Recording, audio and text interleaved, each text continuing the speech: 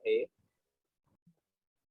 अच्छा जी, मुझे बताएं, मैं पूछना चाहता हूँ, I just want to ask a question by Rahima. Yes Rahima, can you please tell me कि क्या होती है मेटालिक बॉन्डिंग?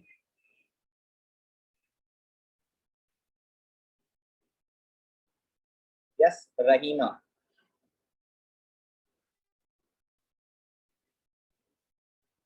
चलें, परंजल बताएंगी। जी परंजल।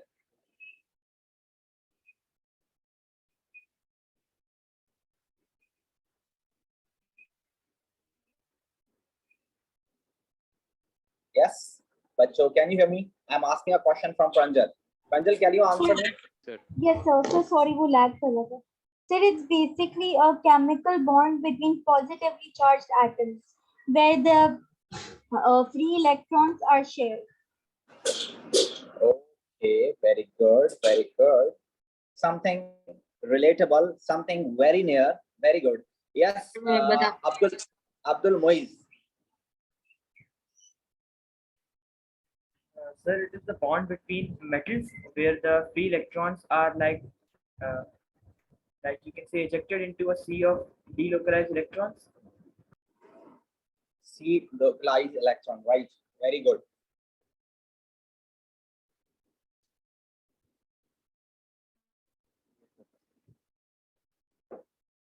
ओके ठीक है, और कोई बताना चाहेगा? अस्मा बताना चाह रही हैं। जी अस्मा। Sir, it is the attraction between metal ions and free electrons. Okay very good, माशाल्लाह, जबरदस्त। Sir, am I audible? Abiha बताएंगे। जी रहीमा, अब आपकी आवाज आ रही है। मैं अबीहा के बाद आपसे पूछता हूँ, ठीक है? Sir, the free moving electrons and positive ions have an attraction between them. Good, very good. Yes Rahima. Sir, I'm sorry, my mic isn't working properly. I'm outside. So, metallic bonding is basically the mutual sharing of electrons between metals. Mutual sharing of electron? Are you serious? Mutual sharing of electron is actually covalent bonding.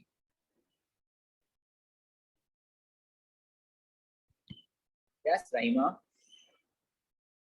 I think आपने mutual sharing गलती से use कर लिया.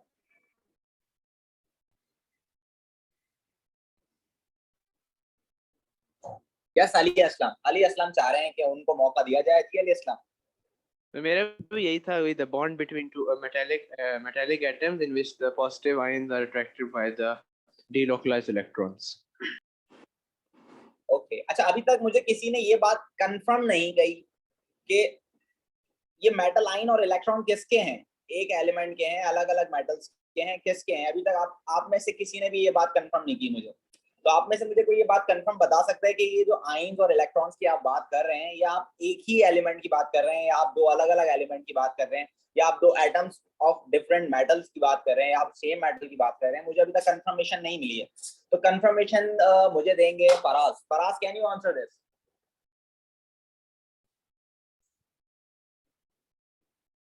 Faraz, can you hear me? Yes sir. जी बताएं, आप मुझे confirm करें जरा। Sir, can you repeat your question once more? I am asking, यार ये सब बच्चे कह रहे हैं कि attraction of positive ions with electron, delocalized electrons, sea of delocalized electrons. I am confused. I am not getting the right answer. I want to ask you कि ये एक ही एलिमेंट की बात कर रहे हैं या अलग अलग एलिमेंट्स की बात कर रहे हैं? ये किसकी बात कर रहे हैं? I am not understanding correctly. Sir, I think different atoms की बात कर रहे हैं, right? Yes. Okay. Ayan, can you confirm this, bete? Sir, same. Same. That's same. Same. That is same. Same. Very good. That's same actually. Very good. So, बच्चों, give me a minute. Right. एक minute.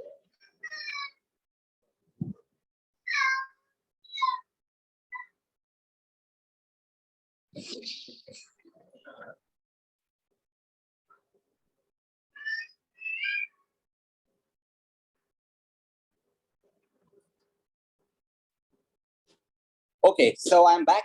और बच्चों, यहाँ पर आपके पास जो metallic bonding की बात की जा रही है, वो मेटालिक बॉन्डिंग की बात की जा रही है सेम एलिमेंट में, सेम एलिमेंट की बात कर रहे हैं।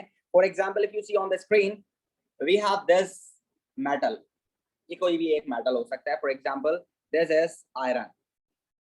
This is iron. We have iron metal on the screen right now, for example, right? And we know that iron have almost sometimes 2 or sometimes 3 delocalized electrons. I'm just considering 2 electrons right now. Every atom of iron have 2 delocalized electrons, right? For example, we are talking about what? Iron 2 plus iron right now. यानी कि ये वो iron है जो कि 2 plus ion बना सकता है, राइट? हम 3 प्लस वाले की बात नहीं कर रहे, और अभी ये आयन नहीं बना रहा है, अभी ये एटम की फॉर्म में है, right? So this is metal, iron metal, right? So you can see this, every atom of iron metal right now, every atom of iron metal has 2 delocalized electrons, right? अब होगा क्या? होगा ये कि delocalized electrons हैं, हर iron metal के पास delocalized electron है, वो अपने इलेक्ट्रॉन लूज कर देंगे, डीलोकलाइज कर देंगे, उनकी इलेक्ट्रॉन्स जो है घूमना फिरना शुरू हो जाएंगे, खुलेआम घूमेंगे, उनके ऊपर से उनके माँ बाप की पाबंदियां हट गई, ठीक है? इनके जो माँ बाप थे उन्होंने इनको छोड़ दिया, उन्होंने बोला जाओ ऐश करो, जिंदगी जी लो अपनी, तो ये जो है अलग हो गए, अपने माँ बाप की पहुंच से दूर हो गए, अब ये फ्री हो गए, अब ये घूम रहे हैं, पूरे मेटल में घूम रहे हैं, पूरे मेटल में ये घूम रहे हैं, ठीक है ना? और आपको पता है, आप सबको पता है, न्यूक्लियस के अंदर प्रोटॉन्स होते हैं, तो न्यूक्लियस कैसा होता है? न्यूक्लियस पॉजिटिव होता है। न्यूक्लियस कैसा होता है बच्चों? पॉजिटिव होता है, ठीक है ना? तो हर एटम का न्यूक्लियस पॉजिटिव होता है, और इलेक्ट्रॉन्स तो है नेगेटिव, तो this is electron negative and nucleus is positive. तो किसी भी न्यूक्लियस का प्रोटॉन या किसी भी न्यूक्लियस, पॉजिटिव न्यूक्लियस, किसी भी एटम का न्यूक्लियस किसी भी इलेक्ट्रॉन को अट्रैक्ट करना शुरू हो जाएगा। वो जो अट्रैक्शन है, it is actually metallic bonding, and this is with in a metal. ये एक मेटल के अंदर है, ये एक मेटल की दूसरे मेटल से बॉन्डिंग नहीं है, this is actually a bonding with in a metal.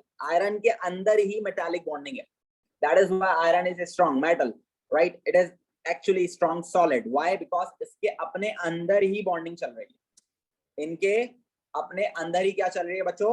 Bonding चल रही है। तो इसकी डेफिनेशन आप कैसे लिखेंगे? इसकी डेफिनेशन आप ऐसे लिखेंगे बच्चों, याद रखो, this is not mutual sharing of electrons, this is actually the force of attraction between opposite charges.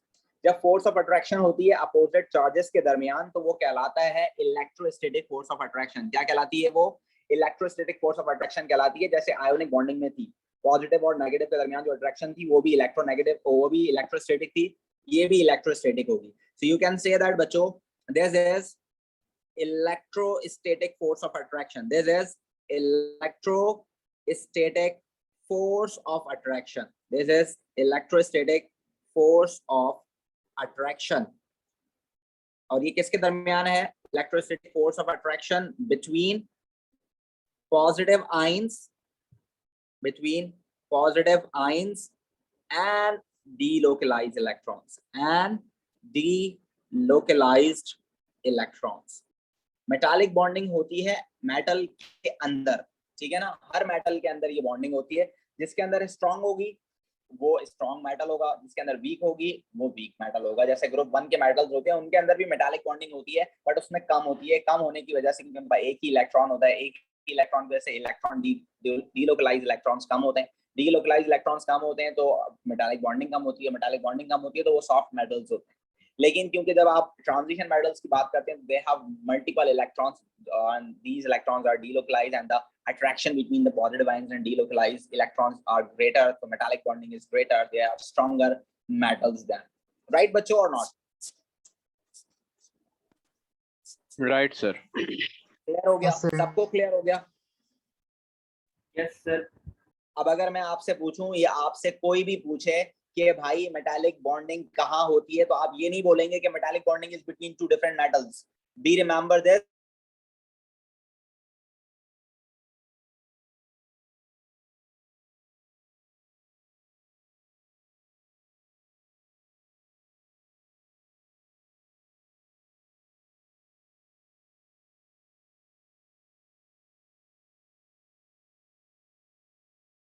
Sir आपकी आवाज नहीं आ रही।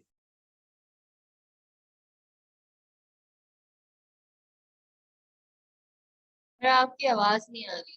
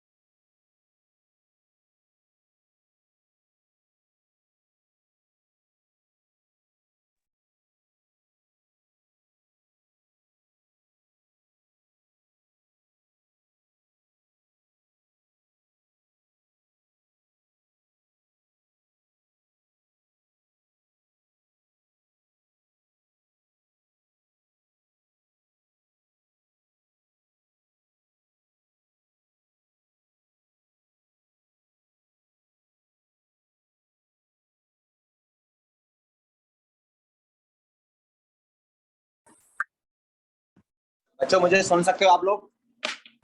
Yes, sir. जी Yes, सर। sir. बात आ रही। आपको बात क्लियर हो गई जो मैंने कहा आपसे? सर जी सर। सर एक्चुअली मेरा नेट थोड़ा सा डिस्कनेक्ट हो गया बीच में, तो आप बस थोड़ी सा रिवाइज कर सकते हैं कोई मसला नहीं, मैं बता देता हूँ, मैं दोबारा बता देता हूँ, कोई इशू नहीं है। हमने क्या बात की बच्चों? हमने ये बात की कि मेटालिक बॉन्डिंग हमेशा हमेशा हमेशा एक मेटल के अंदर ही होती है। मेटालिक बॉन्डिंग हमेशा कहाँ होती है? मेटालिक बॉन्डिंग हमेशा एक ही मेटल के अंदर होती है। This is not the bonding with any other metal. Screen नहीं शेयर हो रही। कोई मसला नहीं है, अभी कर देता हूँ। आ गई? जी सर। ठीक है। तो मैंने आपसे ये कहा कि जब मैं छोटा था तो मैं भी यही सोचता था कि जो आपके पास मेटालिक बॉन्डिंग होती है वो एक मेटल की दूसरे मेटल के साथ होती है, लेकिन ऐसा नहीं होता। मेटालिक बॉन्डिंग एक मेटल के अंदर ही होती है। ठीक है, हर मेटल के अंदर मेटालिक बॉन्डिंग होती है। सही है बच्चों? जब भी वो इतने स्ट्रांग होते हैं। सही है? जी सर सही है। आपने ये याद रखना है, there is no bond between two different metals. दो मेटल्स के दरमियान बॉन्ड हो ही नहीं सकता, क्योंकि दोनों ही मेटल अगर इलेक्ट्रॉन लूज करेंगे तो दोनों ही पॉजिटिव बन जाएंगे, और पॉजिटिव पॉजिटिव एक दूसरे को रिपेल करते हैं, अट्रैक्ट नहीं करते। तो there is no attraction between two metals, there is always opposition of their ions, right? वो हमेशा एक दूसरे को अपोज करेंगे, हमेशा रिपेल करेंगे एक दूसरे को। तो मेटल और मेटल कभी भी बॉन्ड नहीं बनाता। ठीक है? फॉर एग्जांपल मेरा एक सवाल है आप लोगों से, अगर मैं आपसे पूछूं what is the bond between the elements present in bronze, तो आप क्या जवाब देंगे मुझे? सर दोबारा सवाल बोलेंगे? मेरा क्वेश्चन ये है, for example I am asking to you बच्चों के आपके पास एक ब्रॉन्ज एक एलॉय है, राइट? जी सर। देखा होगा सबने एलॉय, ब्रॉन्ज। ठीक है ना? तो मैं पूछना चाह रहा हूँ what is the bonding in the bronze? Sir mixture होता है वो, उसके अंदर कोई केमिकल बॉन्डिंग नहीं होती। That's good, that's good. This is the thing that you need to understand. यही चीज है जो कि आपको सोचनी है, यही चीज है जो आपको समझ में आनी चाहिए कि दो मेटल्स कभी भी जिंदगी में बॉन्ड नहीं बनाएंगे। बहुत सारे बच्चे आंसर लिख देते हैं ब्रॉन्ज के अंदर मेटालिक बॉन्डिंग है, ऐसा नहीं हो सकता। दो मेटल कभी भी आपस में बॉन्ड नहीं कर सकते। मेटल नॉन मेटल से बॉन्ड करेगा तो आयोनिक बॉन्ड बनेगा, नॉन मेटल से बॉन्ड करेगा तो कोवेलेंट बॉन्ड बनेगा। मेटल मेटल से बॉन्ड नहीं कर सकता। ठीक है? वो हमेशा मिक्सचर कहलाएगा। तो alloys are actually mixtures, right or not? Right sir. Yes sir. Okay, that's good. Then we can move towards the characteristics and the physical properties of metals. The very first and the very important physical property of metals is conductivity. Metals हम लोग कहाँ इस्तेमाल करते हैं? If you see around your room or around you, so you will see many of the uses of metals, but the very basic use of metal is conductivity. Metal कहाँ use होता है? Electricity conduct करने के लिए wires के अंदर इस्तेमाल होता है। ऐसा है या नहीं? जी सर है। Yes, sir. क्यों इस्तेमाल होता है वायर्स के अंदर? क्यों इस्तेमाल होता है? क्योंकि वो इलेक्ट्रिसिटी को क्या कर सकता है? कंडक्ट कर सकता है। इलेक्ट्रिसिटी को क्या कर सकता है? वो कंडक्ट कर सकता है। और इलेक्ट्रिसिटी कंडक्ट क्यों करता है बच्चों वो मेटल? सर क्योंकि जो के पास free डिलोकलाइज्ड electrons इलेक्ट्रॉन्स होते हैं, उसके पास जो delocalized electrons होते हैं, वेरी गुड। वो- you can say that metals conduct electricity conduct electricity because they have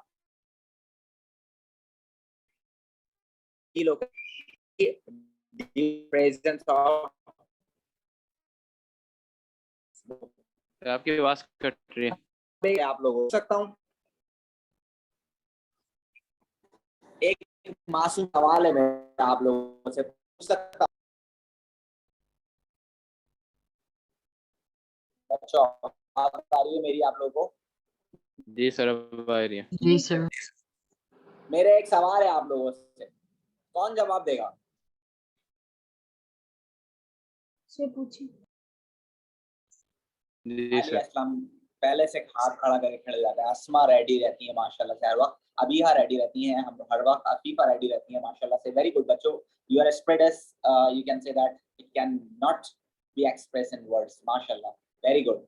मदी, अब्दुल, मुईज सारे रेडी हैं, सवाल पूछने से पहले ही रेडी हैं सारे। वेरी गुड, कॉन्फिडेंट बॉयज माशाल्लाह से एंड गर्ल्स। चले, मेरा सवाल ये है बच्चों, my question is this that ionic compound electricity conduct कैसे करते हैं? Ayaan, can you answer this? how ionic compounds conduct electricity?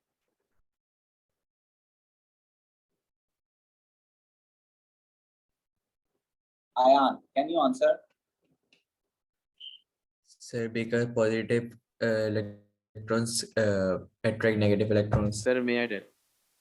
No, not the right answer. I just want to Me. ask from Yes Judan. Yes Judan, can you answer me?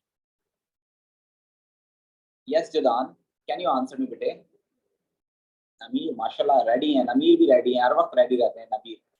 Sir, may Yes Judan, Yes Judan से पूछूंगा फिर आप बताएंगे. मुझे पता है आपको right answer पता है. Yes Judan. Not answering. Yes Judan, आप मुझे मैसेज कर रही होंगी यकीनन मुझे पता है. Yes Judan, I want you answer on your mic, right? Okay, Ramin बता सकती है आंसर?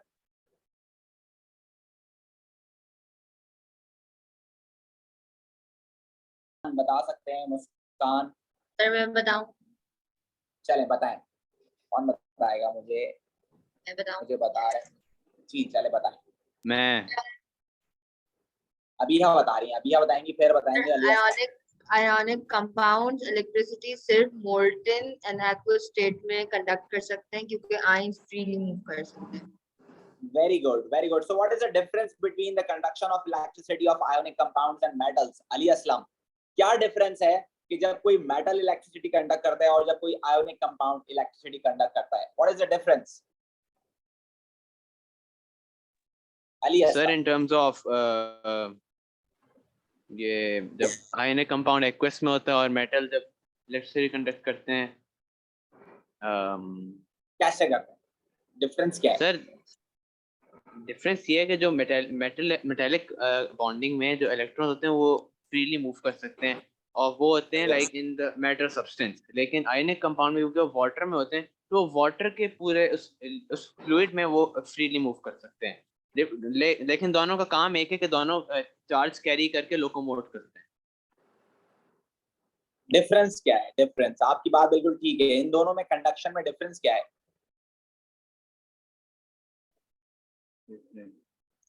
मेटल्स कैसे कर रहे हैं इलेक्ट्रिसिटी कंडक्ट? किसके जरिए कर रहे हैं?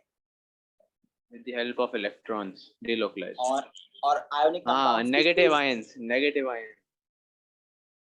And they also use positive ions as well. Ions.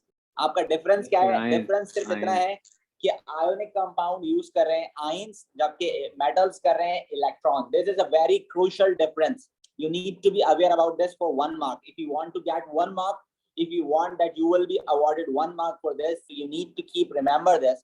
The ionic compound will conduct electricity due to the presence of free moving ions.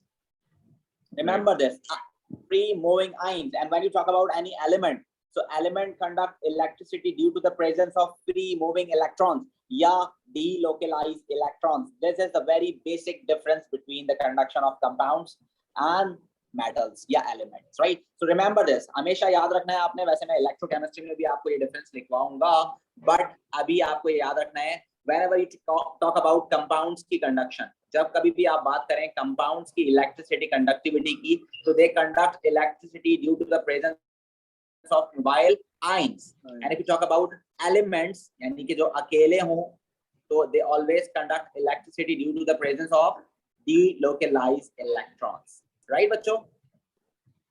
Right, sir. Yes, sir. I had a question. जी बेटे. Sir क्या कहते हैं compounds में mobile ions की क्यों जरूरत होती है? सर मोबाइल आयंस तो उस मोबाइल आयंस से मोबाइल तो आयंस होते हैं कौन से? मुझे ये नहीं समझ आई. मोबाइल आयंस का मतलब होता है free moving ions. Free moving ions जो होते हैं वो सिर्फ और सिर्फ कंपाउंड में 2 स्टेट में पाए जा सकते हैं. एक एक्वस, दूसरा मोल्टन. राइट, अगर ये 2 स्टेट्स आपके पास हैं कंपाउंड की तो उनके पास डेफिनेटली मोबाइल आयंस होंगे और जब मोबाइल आयंस होंगे तो इलेक्ट्रिसिटी कंडक्ट होगी. ठीक है ना. एलिमेंट्स जो होते हैं, आप डेफिनेटली, मैं यहाँ पर एलिमेंट्स की बात कर रहा हूँ, तो एलिमेंट्स में हरगिज़ मैं ये बात नहीं कर रहा कि आपके पास जो है फास्फोरस इलेक्ट्रिसिटी कंडक्ट करना शुरू कर देगा. ऐसा नहीं है. आप एलिमेंट्स लिख रहे हैं तो इसका मतलब ये है I am talking about graphite. Graphite can conduct electricity and the rest of all metals. These can conduct electricity. So whenever these elements or these like substances are going to conduct electricity, they are using free electrons या delocalized electron to conduct electricity. And whenever any compound that can conduct electricity in aqueous or molten state, so definitely they utilize their free moving ions to conduct electricity. Right or not? Yes sir sir तो compounds दोनों ionic और covalent दोनों compounds के लिए बिल्कुल, अगर कोई covalent compound कर सकता है तो, जैसे for example if you talk about chlorine, तो क्लोरीन का जो मॉलिक्यूल है it can not conduct electricity, but if you talk about HCl तो इट कैन कंडक्ट इलेक्ट्रिसिटी. तो अगर कोई कोवेलेंट कंपाउंड ऐसा है जो कि इलेक्ट्रिसिटी कंडक्ट कर सकता है, then it's definitely conduct electricity due to the presence of free moving ions. ठीक है बच्चों? Yes sir. जी अली असलम कुछ पूछना चाह रहे हैं? इट्स अ पुराना हैंड रेज्ड है. चलो ठीक है, इसका मतलब ये बात समझ में आ गई बच्चों, ये डिफरेंस क्लियर हो गया आपको? जी राम सर जो मेटालिक बॉन्डिंग होती है वो सिर्फ सॉलिड फॉर्म में कंडक्ट करती है इलेक्ट्रिसिटी, लाइक आयरन वगैरह. देखो बेटे रामीन, मेटालिक बॉन्डिंग जो है मेटल्स के अंदर होती है. मेटालिक बॉन्डिंग का इलेक्ट्रिसिटी कंडक्शन से कोई ताल्लुक नहीं है. ठीक है? Okay sir.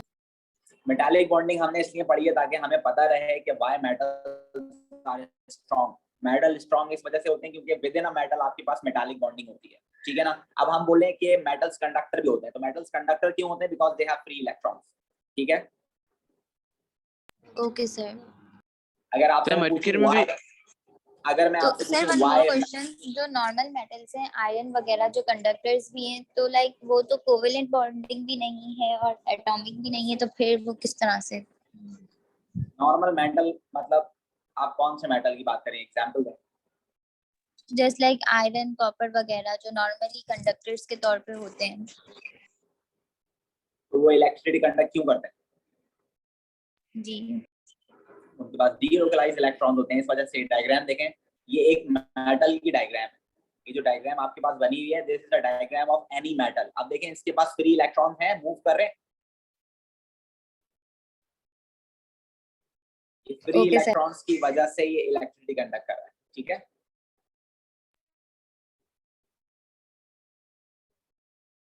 अच्छा बच्चों देखो, try to understand what I am talking about. Right? Extra मतलब एक दूसरे को कनेक्ट नहीं करो. मेरी बात जो है गौर से सुनो, मैं क्या कह रहा हूँ.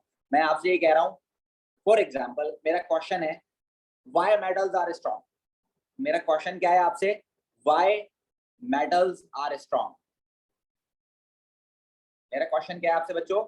Why metals are strong. क्या जवाब है इसका?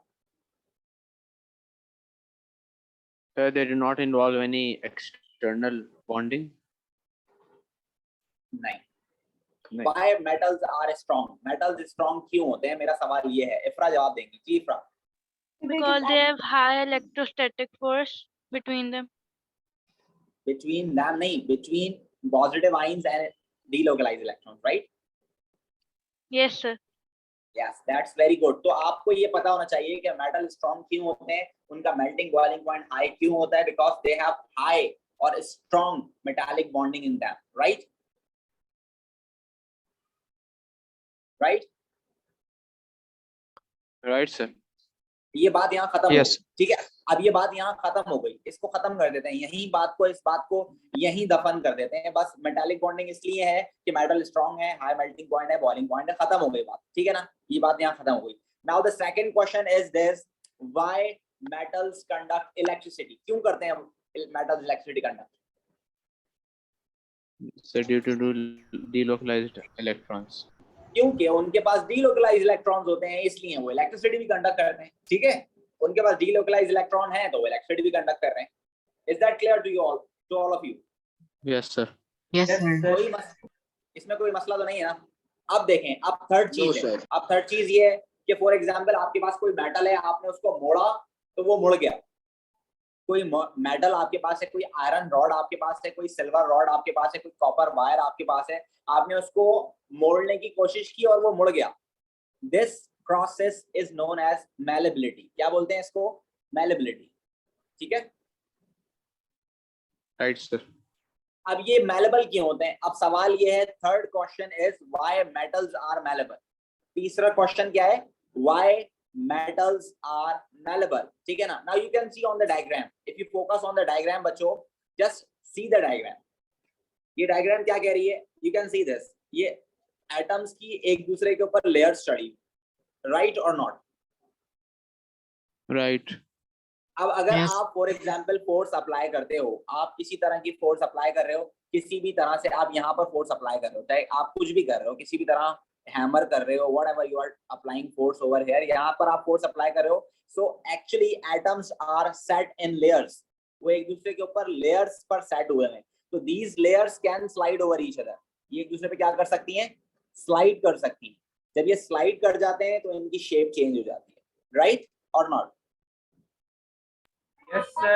Yes, sir. So you can say that atoms in the metal are arranged in layers, right? Which can slide over each other. That is why metals are malleable and ductile, right?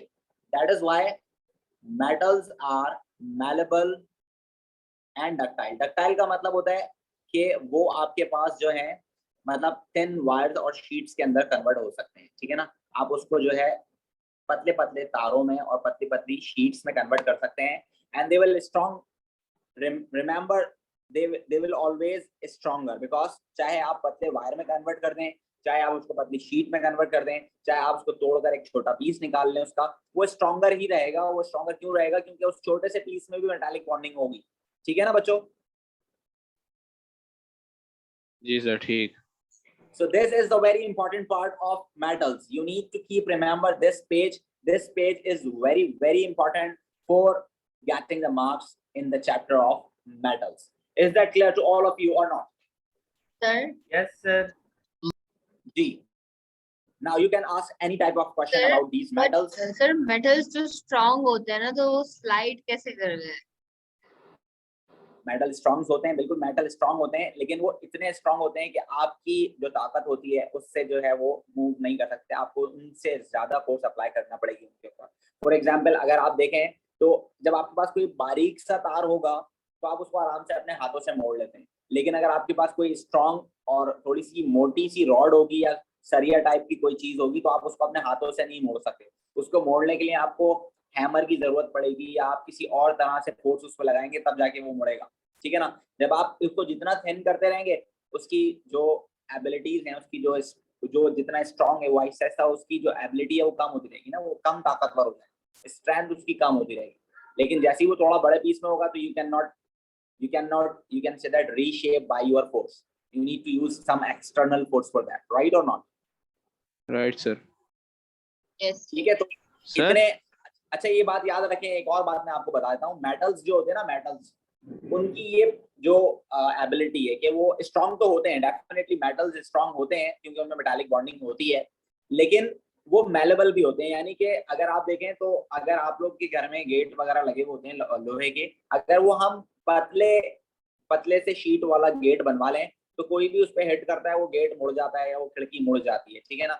लेकिन ज्यादातर हम उसको alloy में convert कर use करते हैं. तो remember this, basically जो आपके पास प्योर मेटल्स होते हैं, प्योर मेटल्स स्लाइटली से आपके पास सॉफ्ट होते हैं. उसकी वजह ये होती है क्योंकि वो उनके एटम्स जो होते हैं एक दूसरे पे लेयर उनकी चढ़ी हुई होती है. अगर जरा सी भी फोर्स लगती है, जरा सा भी उनके ऊपर जो है एफर्ट्स लगती हैं, एक्सटर्नल फोर्स लगती है तो वो मुड़ जाते हैं, मेलेबल होते हैं, उनकी शेप खराब हो जाती है. तो इसलिए हम उनको एलॉयज में कन्वर्ट करते हैं, उनको और स्ट्रॉन्गर बनाकर हम यूज करते हैं.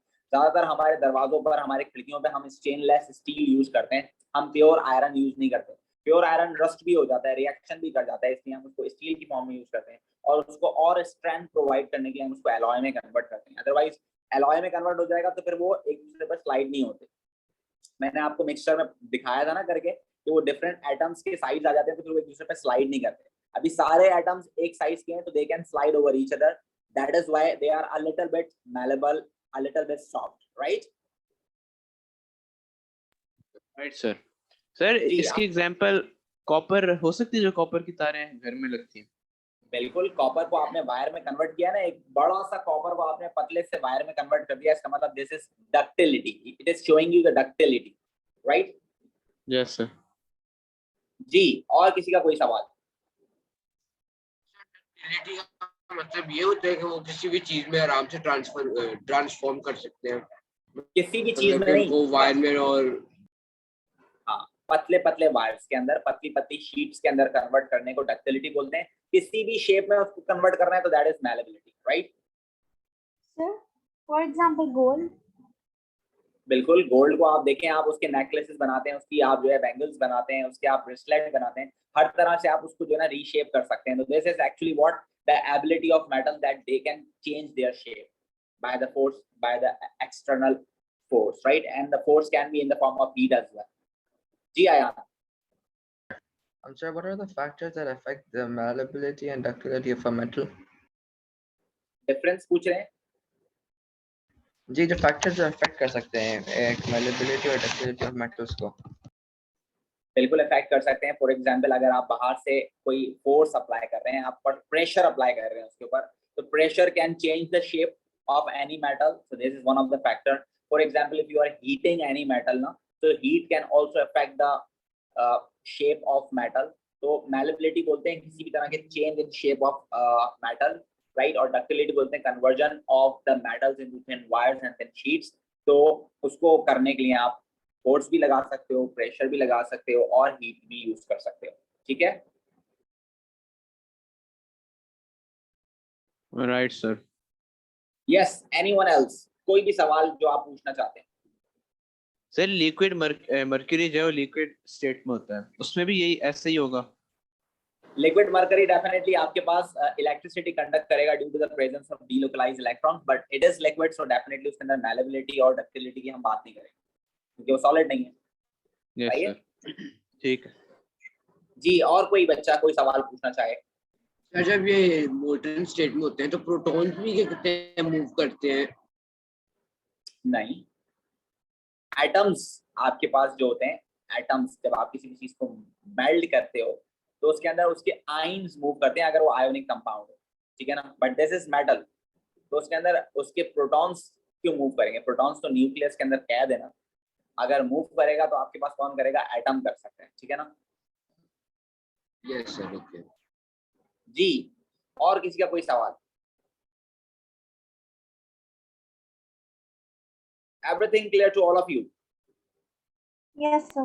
Yes, sir. चलें, Yes, आप सब मेरे साथ फिर रीजंस को दोबारा से डिस्क्राइब करेंगे। हम सब मिलकर रीजन को दोबारा से डिस्क्राइब करेंगे। सबसे पहले, why metals are strong? Because they have what? Delocalized electron. No, I am asking why Strong metals are strong. electrostatic force. Exactly, because they have a strong electrostatic force of attraction between positive ions and delocalized electrons. Is that right or not? Yes sir. Yes sir, हम ये नहीं कह सकते sir, हम इसमें ये नहीं कह सकते दे हैव स्ट्रांग इंटरमोलेक्युलर फोर्स। नहीं बेटे, इंटरमोलिकुलर फोर्सेस होती है the force of attraction between two molecules. यहाँ मॉलिक्यूल्स तो है ही नहीं।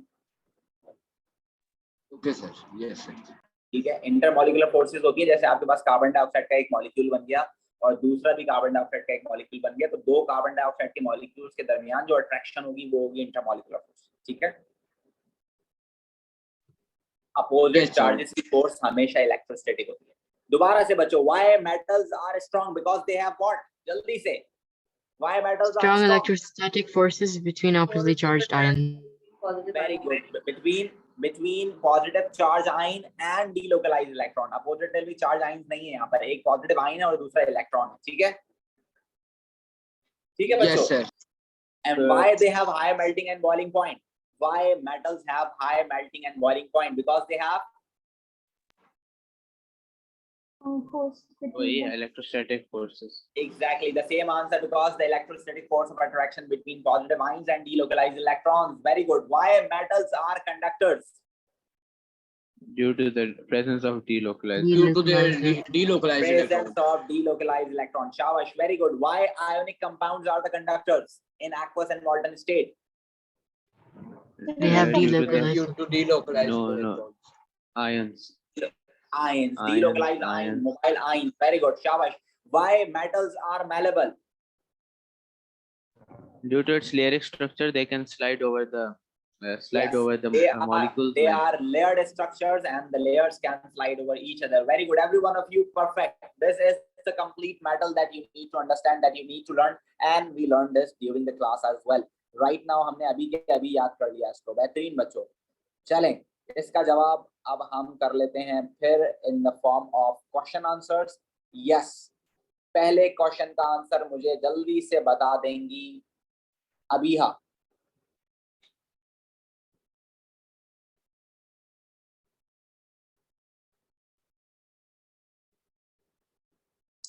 अबीहा, कौन सा आंसर होगा इसका? यस सर, मैं बता रही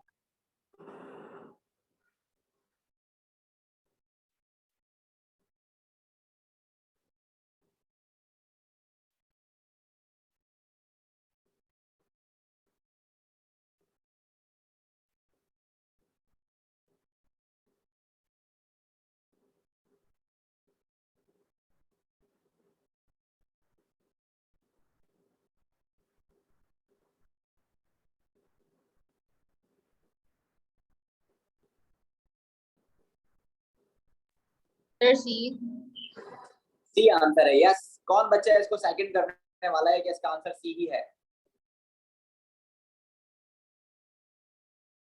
यस सर आई थिंक ए या बी होगा। ए या बी होगा। चले हम देख लेते हैं इसका आंसर क्या होगा। Sir, I think so. Sir, I think so. B. चले देख लेते हैं। ये कह रहा है the structure of metals consist of positive ions and a sea of electrons. Which statement correctly describe what happened to the particles in the metallic heating element of an electric kettle when the kettle is switched on? Which statement correctly describe what happened to the particles?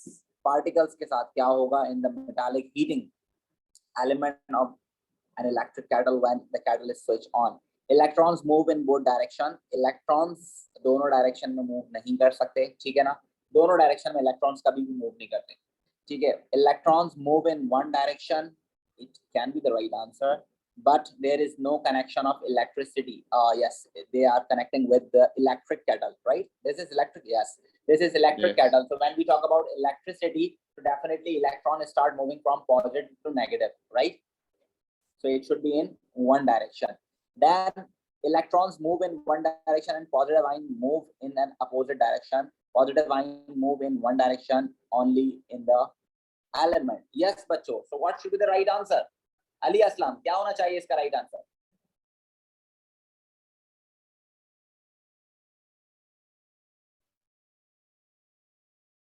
Yes, Ali Aslam, can you answer this? C ही होना चाहिए। Very good. Abdul Muiz, आप क्या कहेंगे? Abdul Muiz, B बोल रहे हैं आप? Sir, B for ball. Why not C? हाँ सर, मैं भी B पर जाऊँ। Because we are using electric kettles, right? So definitely when you are increasing the temperature, that there should be something in the positive ions as well. What do you say? Is there anything in the positive ions as well? Which statement correctly describe what happened to the particles in the metallic heating? They are saying in the metallic heating element of an electric kettle. आपके पास जो electric kettle है वो metal का बना हुआ है. So definitely there should be something with positive ions as well. What do you say? Yes, sir. Is that right or not? Yes, every one of you. Every one of you. नहीं, मैं तो बता दूंगा, मेरा तो कोई मसला ही नहीं है, मेरे लिए तो आंसर सामने आ रहा है मेरे ना. मैं चाहता हूं कि आप लोग इस पे वर्क करें, इसके ऊपर सोचें. So just take a picture of this. This is one of your homework. You need to answer me correctly over here, right? आपको सोचना है और रीजन के साथ जवाब देना है. The question number 1. This is your homework. You need to answer with reason. ठीक है? Right. MCQ number 2. MCQ number 2 का मुझे जवाब देंगी हफ्सा. जी Hafsa.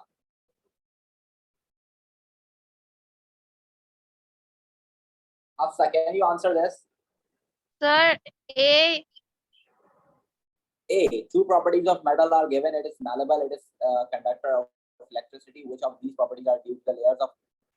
That's A. Very good. It's very simple. Everyone can answer this. I think so. Right or not? Yes, sir. Yes, sir. Okay. So third MCQ is for Asma, can you solve this third MCQ बेटे? Sir कैशंस का मतलब क्या होता है? इसका मतलब जो कैशन लिखा हुआ है ए पार्ट में, aluminium has a layer of cations लिखा हुआ है, कैटाइंस। कैटाइन मतलब पॉजिटिव आयंस। तो इसका आंसर बी होगा। Aluminum has layer of cations that can slide over each other. Aluminum has layer of electrons. Electrons की layer होती है अस्मा? नहीं सर, Electrons तो delocalized होते हैं ना बेटे? बी होगा, ए होगा इसका आंसर, ए। इसका आंसर होगा A. Yes, we know that there is a layer of atoms. और एटम्स जो है आपके पास पॉजिटिव आयंस हैं, तो पॉजिटिव आयंस को आप कैटाइन का लफ्ज यूज कर सकते हैं। Aluminium has a layer of cations that can slide over each other. Very good, very good. Yes, fourth one मुझे बताने वाले हैं Ayaan Ehsan. Yes, Ayaan Ehsan, can you answer this? Fourth one,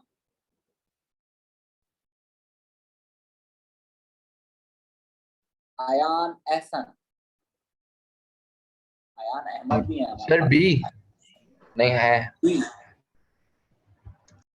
Which statement about the structure of bonding of metal is correct? Electron in a metal move randomly through the lattice. Metal, नहीं ना यार। A metal lattice consists of atoms in a sea of electron. Metals are malleable because the particles present are mobile. No. The ions in a metal move when positive and negative electrodes are attached. No. A metal lattice consists of atoms in a sea of electrons. Electrons in a metal move randomly. Sir, I think, sir, can I? Yes. The right answer Sir, I is think so. Sir, I think so. The answer is for question 4 is part A.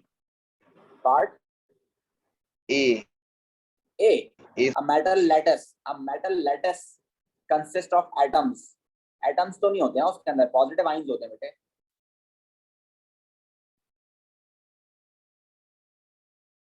Positive ions होते हैं ना sir? सी Yes, है। sir. Yes, sir.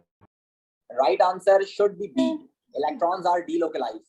Electrons delocalized होते हैं, so they can move randomly, right? Yes, Sir, sir. electrons are delocalized and they can move randomly throughout the lattice in any direction.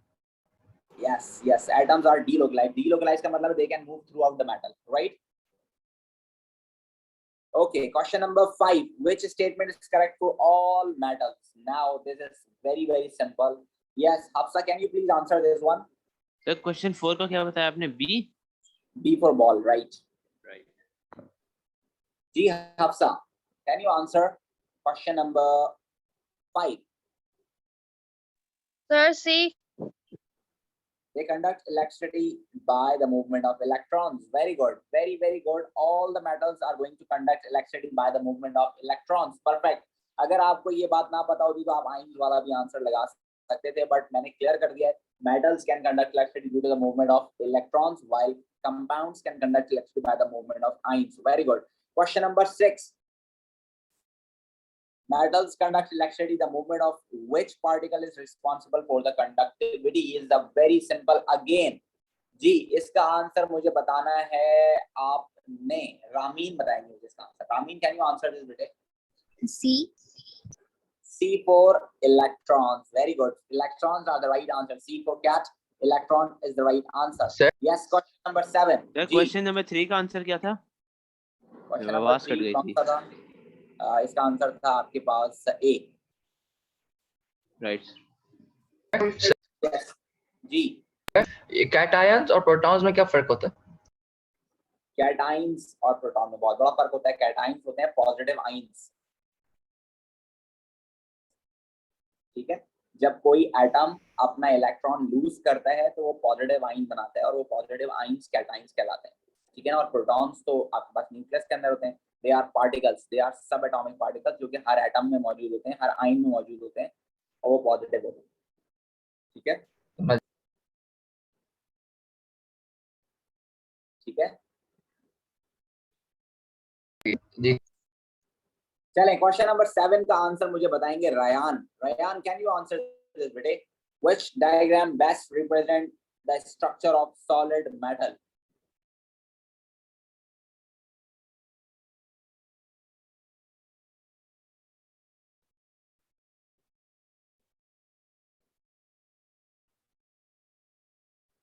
Sir आवाज नहीं आ रही। Ryan को आवाज नहीं आ रही। सर तो मसला नहीं है। Manahil, can you answer this बेटे? नमीर, कैन यू आंसर?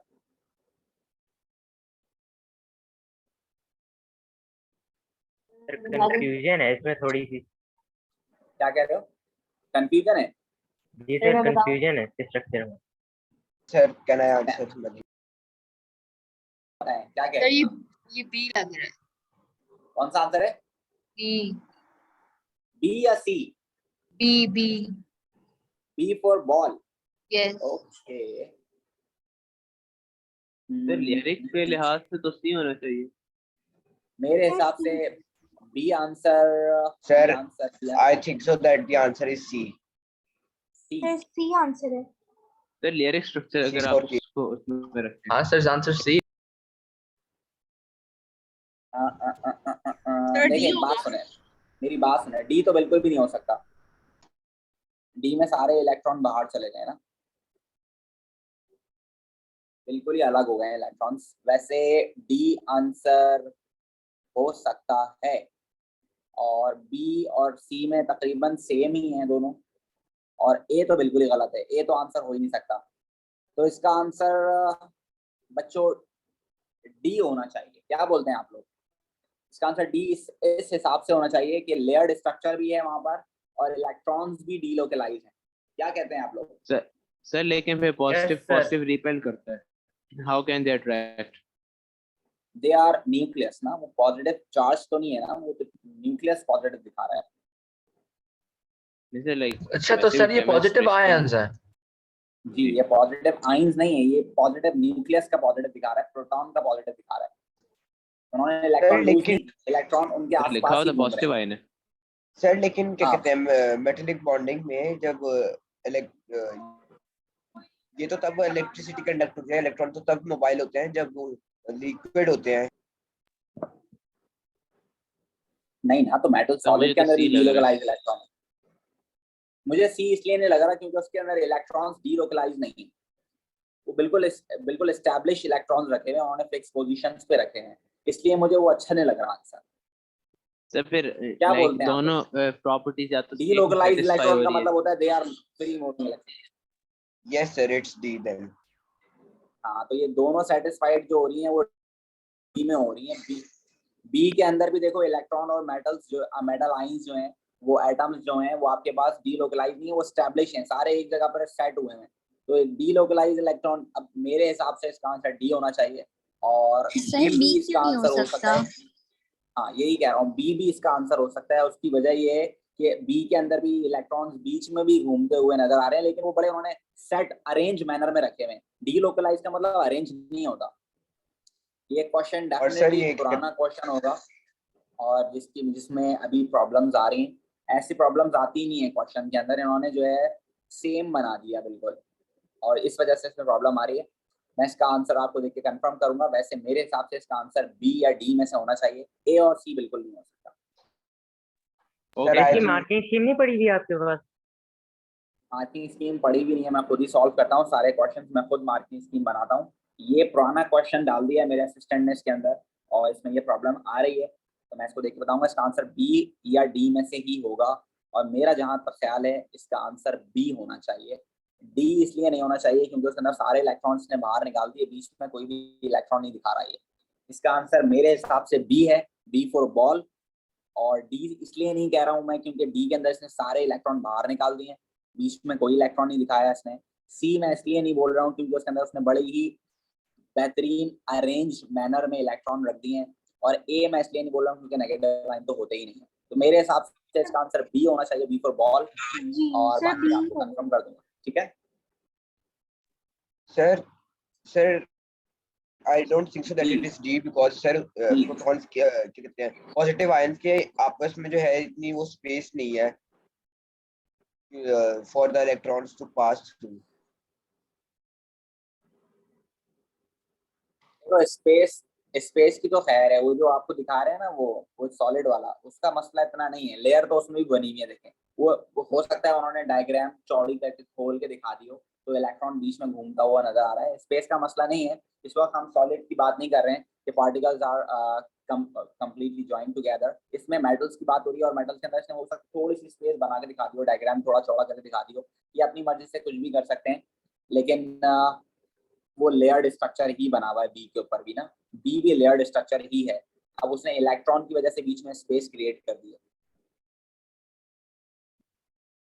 सर लेकिन हमें जो डायग्राम दिखाते हैं उसमें पॉजिटिव के दरमियान पॉजिटिव आयन में इतना लाइक जुड़े हुए नहीं होते। मुझे बस पे है, इसको आप बस वो कर दे क्लियर। यही मैं आपसे कह रहा हूँ कि इसका आंसर इसी वजह से मुझे बी लग रहा है, और बाकी इसमें ए और सी तो बिल्कुल कंप्लीटली गलत है। इतना एस्टैब्लिश इलेक्ट्रॉन्स नहीं होते, इलेक्ट्रॉन्स डी लोकलाइज होते हैं तो वो मूव करेंगे। मूविंग इलेक्ट्रॉन्स हैं तो डेफिनेटली वो इतने हर मेटल के ऊपर एक इलेक्ट्रॉन रखा हुआ नहीं दिखा सकते। अगर हम देखें अपने स्ट्रक्चर को तो हमारे स्ट्रक्चर में भी इलेक्ट्रॉन्स कैसे थे, हमारे स्ट्रक्चर में भी इलेक्ट्रॉन देखें, यहाँ पर मेटल्स आपस में जुड़े हुए हैं और उसके दरमियान भी इलेक्ट्रॉन्स आ रहे हैं और उसके ऊपर नीचे भी इलेक्ट्रॉन्स आ रहे हैं, तो they are delocalised electrons, so they can move freely. इस तरह नहीं आ सकते वो एक दूसरे के ऊपर। ठीक है भाई, इसको हम कंफर्म कर, बी आंसर है इसका। मेरी तरफ से तो बी आंसर है, बाकी मैं आपको और मसला कंफर्म कर दूंगा और इसका आंसर बी ही है वैसे, ठीक है ना। लेकिन मैं ऐसे ही आपसे टाइम ले रहा हूँ ताकि मैं आपको इसको कंफर्म करके बता दूं और आप लोग भी इसको खुद देखें। वैसे इसका आंसर बी है मेरी तरफ। सर पास में मिल गया, बी आंसर है। बी है ना, मैं आपको बता रहा हूँ बी है, बी आंसर होगा, क्योंकि ये जो इसने इलेक्ट्रॉन्स में गैप दिखाया हुआ है ना, ये गैप इसलिए दिखाया हुआ है कि ये यहाँ पर इलेक्ट्रॉन फिट कर सके, सिर्फ इसलिए इसने गैप यहाँ क्रिएट किया है। सही है बच्चों?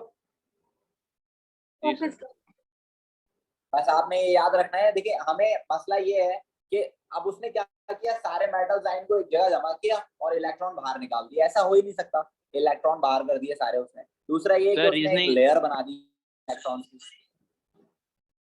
क्या कह रहे हो लिस्टर? Nothing sir, nothing.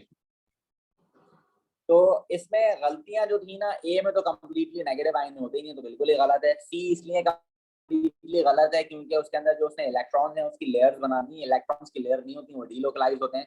और डी मुझे इसलिए गलत लग रहा था क्योंकि उसने सारे इलेक्ट्रॉन्स बाहर निकाल के रख दिए हैं, बीच में कोई भी इलेक्ट्रॉन दिखाया नहीं उसने। इस वजह से मुझे डी बिल्कुल भी पसंद नहीं आया, तो मैंने बी को फेवर किया। और आप भी देख सकते हैं right answer is B in the marking scheme as well. Right sir मैं वो रीजनिंग बताऊं क्यों है लिखा हुआ है इसने? बताएं। उसमें लिखा हुआ है कि नेगेटिव चार्जेस जो है वो एग्जैक्टली लाइन अप नहीं हो सकते हॉरिजॉन्टली, क्योंकि वरना फिर वो रिपेल करने लग जाएंगे। बी में हर नेगेटिव इलेक्ट्रॉन जो सराउंडेड है पॉजिटिव प्रोटॉन्स और वाइस वर्सा, इसलिए आंसर बी है। हाँ तो देखें ना, उसने अगर आप मेटालिक बॉन्डिंग की भी डायग्राम को देखते हो तो मेटालिक बॉन्डिंग की जो डायग्राम है आपके पास, वो डायग्राम क्या कह रही है मेटालिक बॉन्डिंग की, और मेटालिक बॉन्डिंग की डेफिनेशन आपको क्या कह रही है। मेटालिक बॉन्डिंग की डेफिनेशन आपको बोल रही है that metallic bonding is actually the bonding between positive ions and delocalised electrons. तो अगर आपने सारे डीलोकलाइज्ड इलेक्ट्रॉन्स बाहर ही निकाल दिए तो बीच वाले पॉजिटिव आयंस से कौन सा इलेक्ट्रॉन बॉन्डिंग करेगा? तो बॉन्डिंग को भी फॉलो नहीं कर रही ना वो डायग्राम, अगर आप देखें डी वाली को, राइट। तो इस वजह से आपका राइट आंसर बी था। ठीक है बच्चों, clear to all of you? अच्छा सर आप फिर से रिपीट कर सकते हैं? मैं समझ जी, every one of you need to be very efficient in tomorrow's test. Tomorrow is ionic bonding, covalent bonding, and metallic bonding test. So I just want you guys to be prepared very well and attempt test very well and get maximum marks that you can. Right? So best of luck for the test tomorrow. If you ask any question, do you want to ask any question before the test? कल से पहले जितने question आप पूछना चाहें आप पूछ सकते हैं। You are free to ask, right. जो क्वेश्चन पूछना चाहें आप पूछ सकते हैं। ठीक है बच्चों? सर टोटल मार्क्स क्या है टेस्ट के? Right sir. बेटे इंशाल्लाह ये डिपेंड करता है